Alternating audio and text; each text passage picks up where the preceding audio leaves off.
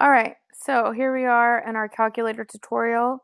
This is your home page. Okay, you don't really need to use any of these documents over here. You just need to use either the calculate or the graph scratch pad. You can click here on the home screen with that. Okay, you can use your cursor over here, or you can just click on this button here and it'll take you between the calculator and the scratch pad in the graph. So we're going to be in the graph. So for f1 of x, right, that just means y equals, okay, notice that there are multiple, like I can type in 99 different functions if I wanted to, okay? So for f of x, we're going to type in x squared. So I'm going to do it over here, x and then squared, okay? And then you just hit enter, and there is your function, okay? This is a parabola, okay? You've got the label here that is what's going to default. It's going to give you the label.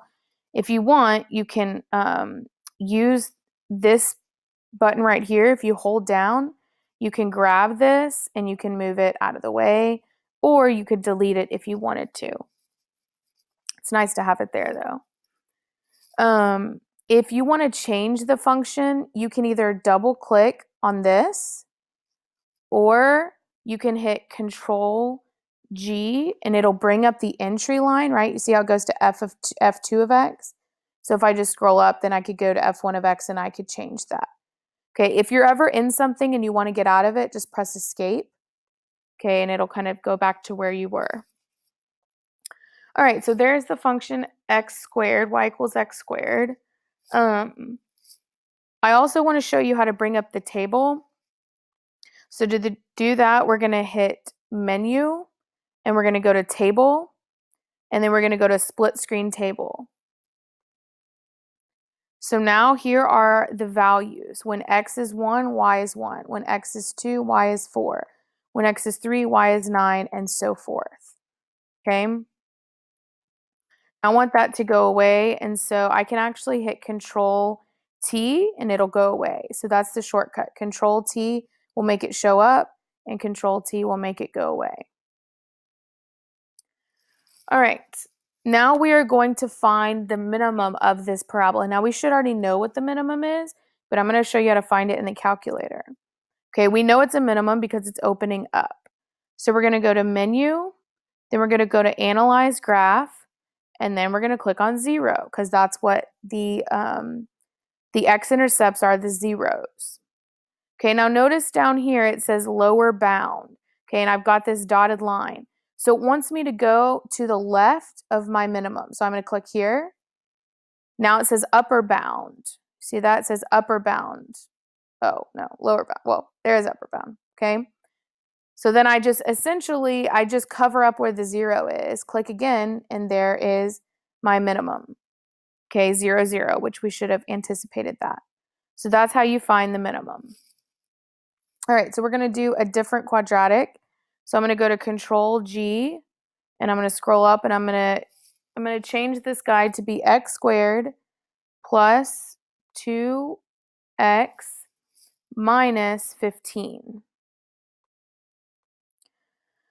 All right, so again, there's my label. If I want to delete them, I can. Now, if you'll notice, I can't see the entire parabola. I can't see specifically the vertex, okay, which in this case is going to be a minimum because, again, it opens up. Now, I should know from this minus 15 that that's going to be my y-intercept.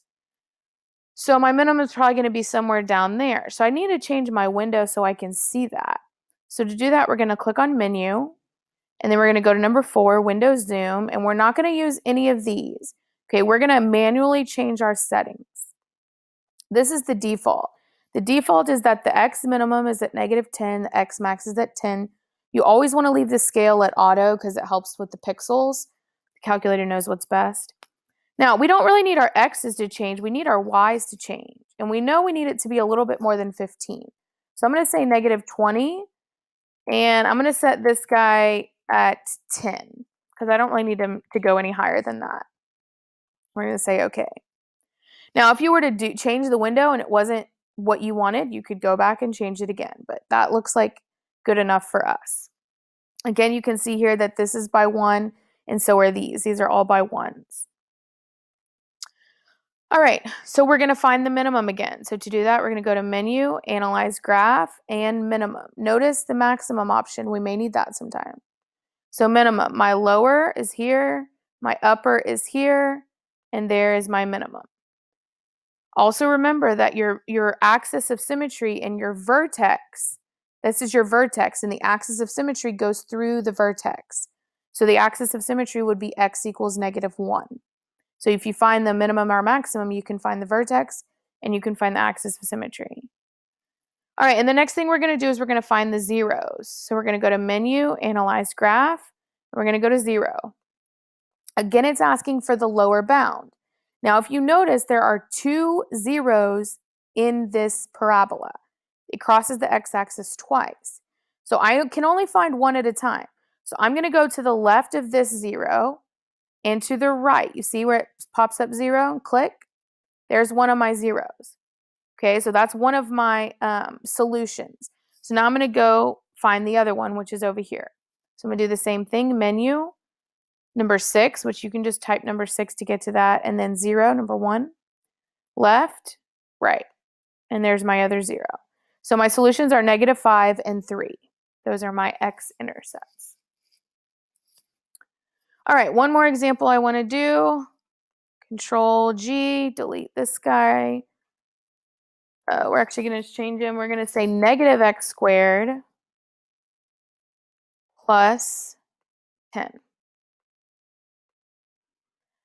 Now, I'm going to change my window back to where it was, okay?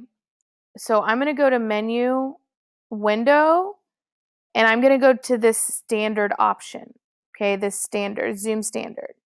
So this is what it defaults at. And do you see how these things are popping up? Okay, that's because of what we did to the last function, so I'm going to delete those also. If you click on something and press delete, okay, it'll delete it. All right, so now we got more of a clean slate. So again, I cannot see the vertex here. So I'm going to go back and change my window settings, and I need my Y maximum to be more. I need my Y maximum to be maybe 15. All right, so now I can see my vertex.